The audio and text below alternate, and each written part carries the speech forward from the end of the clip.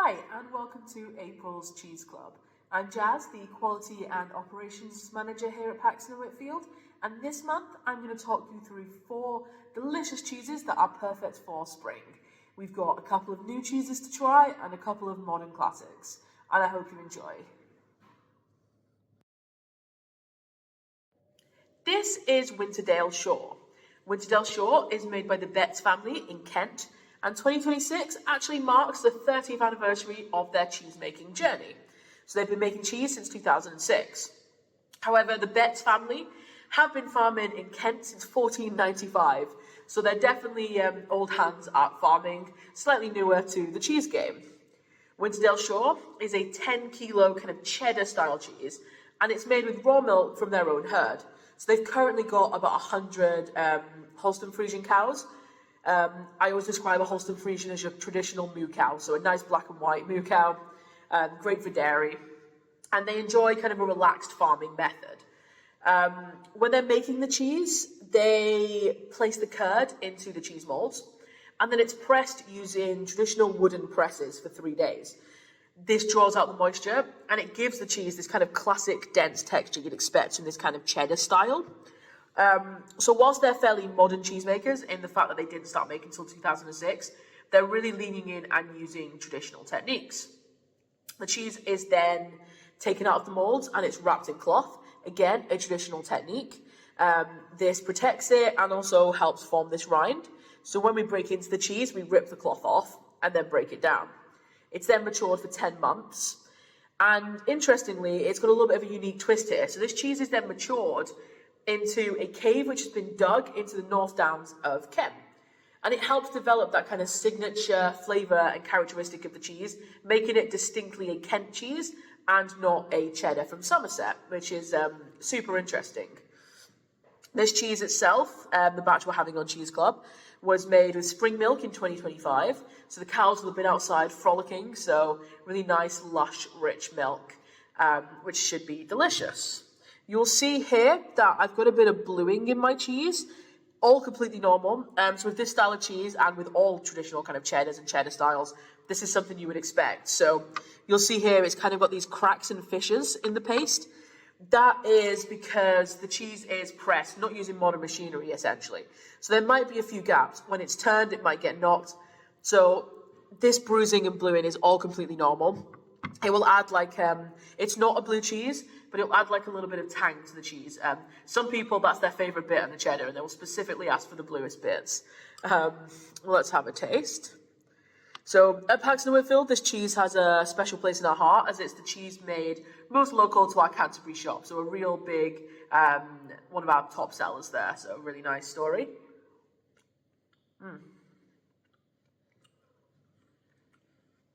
Really nice chew. It's dense, but it's also got that slight crumble that I'd expect from a cheddar style cheese. Nice tang, really nice acidity to it, sharp. Whilst also being savoury, milky, rich, and it does taste like it was made not in Somerset, if that makes sense. So it's got a characteristic of the land where it was made. Really interesting, and I hope you enjoy. This is Bath Blue. Bath Blue is made by the Padfield family at Bath Cheese Company.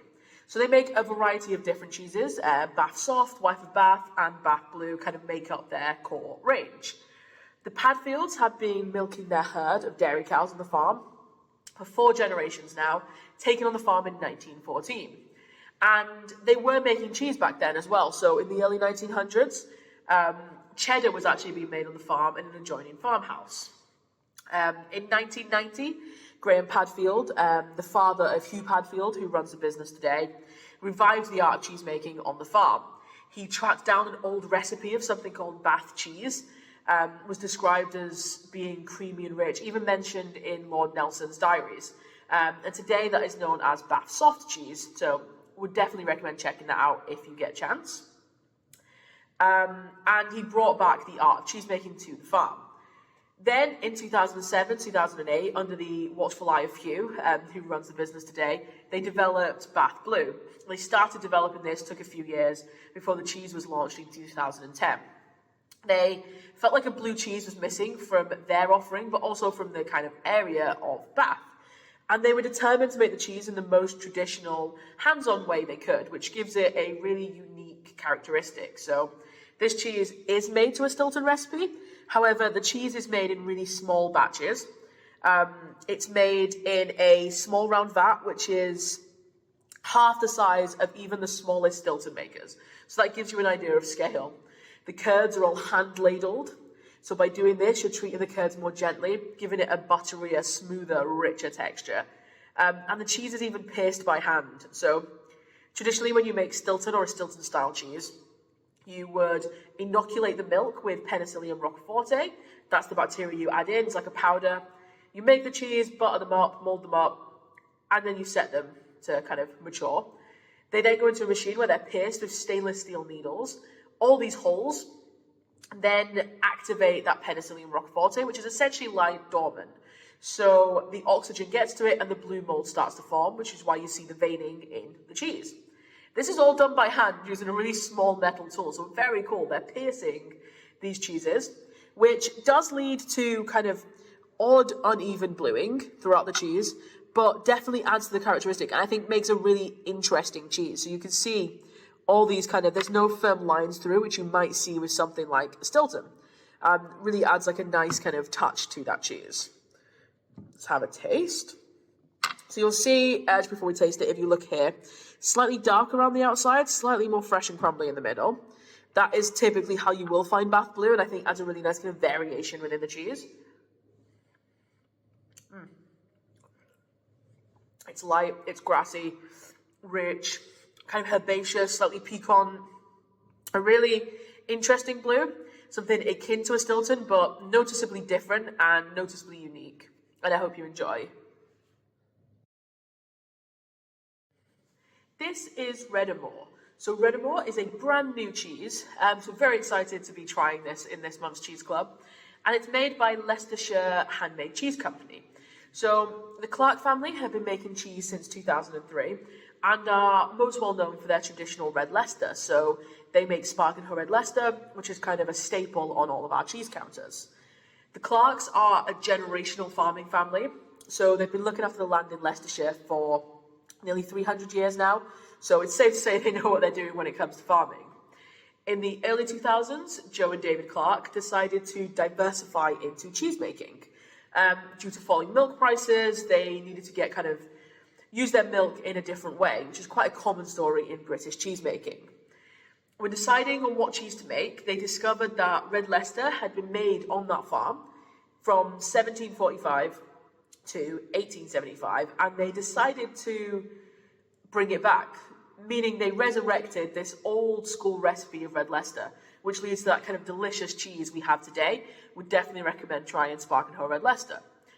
While also making this kind of traditional cheese, they're also not ones to shy away from experimenting. So their son Will came back from university and developed a few new blue cheeses for them, leading on to this cheese here, which is Reddamore.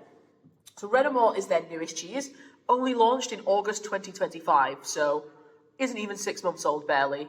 And it was developed by one of their newer cheesemakers, Atakan Tuncer, who is originally from Turkey.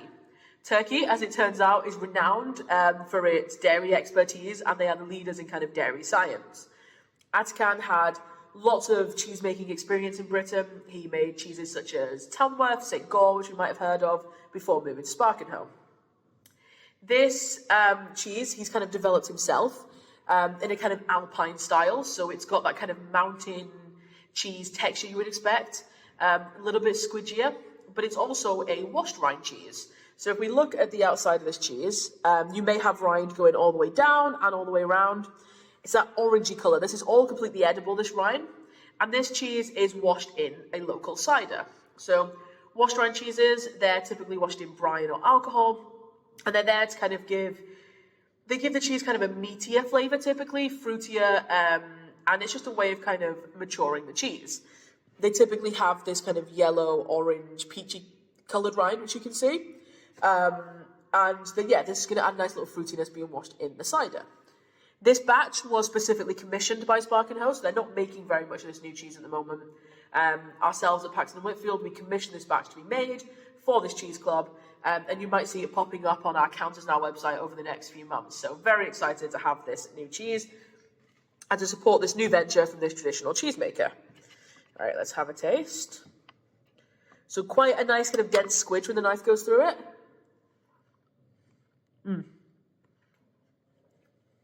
It's really supple, smooth, a little bit bouncy, sweet, really milky and warming. And as I would said, I would definitely recommend trying the rind. It really adds like a really fruity, little bit of funk, little bit of meatiness, texture and flavour to the cheese. And I hope you enjoy.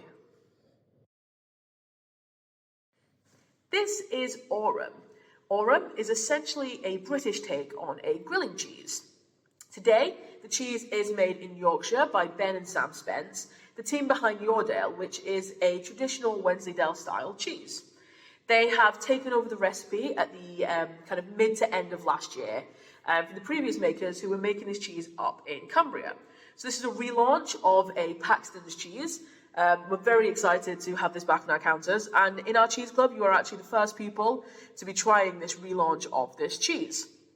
So not much has changed, the recipe is the same.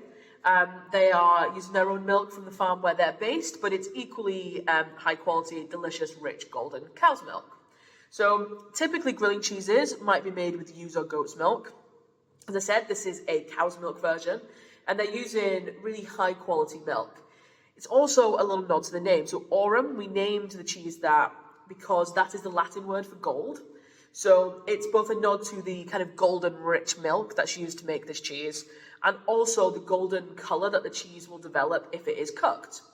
So as I said, this is a grilling cheese, but it's also equally delicious eaten as it is. So this cheese is slightly softer than you might expect this style of cheese. Really delicious, broken up into salads or over roasted veggies. Add a really nice kind of salty, briny, milky tang. But again, also really delicious cooked. So you can pop it in a pan, get a really nice golden crust on it. Really delicious with our Paxton & Whitfield plum and habanero jam. Adds a really nice kind of sweet spiciness to it. But as it develops that kind of golden crust, it will still stay a bit more yielding on the inside and still be a bit soft and kind of squidgy, which I think is really, really nice. Not too firm, not too chewy, but still has that kind of characteristic squeak you're looking for. So Ben and Sam, who are now making this cheese for us, as I said, they make Yoredale. And they're a young family who have been making cheese since 2019 in Yorkshire. And in 2025, they expanded into a new site. So originally, they were making cheese in their garage, literally under their bedroom, which they converted into a dairy. Very small space, as I'm sure you can imagine. Last year, they have now built a new dairy on a farm, and they have much more space to make mature cheese, which again has led to opportunities like them being able to rescue this recipe, which would have gone extinct after the cheesemaker in Cumbria stopped making cheese. Okay, enough talking about the cheese, let's have a taste.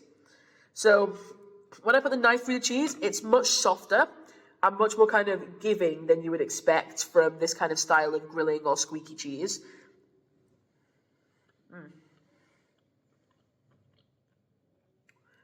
When I'm eating it, it's definitely got that characteristic squeak. It's squeaking in my teeth. Really nice kind of bouncy, like yielding texture. Really milky. It's really buttery. You can tell that it's good quality milk that's being used. It's got a really nice kind of brininess to it as well, like a really well-rounded salty flavour without being overly salted. I would definitely recommend trying it as is, and also try cooking up some. And I hope you enjoy.